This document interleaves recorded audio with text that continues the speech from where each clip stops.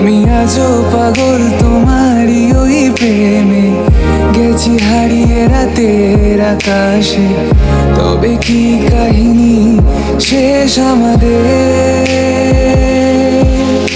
আমি ভাবি যদি আবার ছুতে পারতাম তোমাকে, সত্যি বা স্বপ্নই হোক এ দূরত্ব শেষ হয়ে যেত যে। ভালো লাগা ভালোবাসার তফাৎ কি যে হয় জানতাম না। তবে কি আজ সব দোষটা আমার, দেরি করেছি বুঝতে।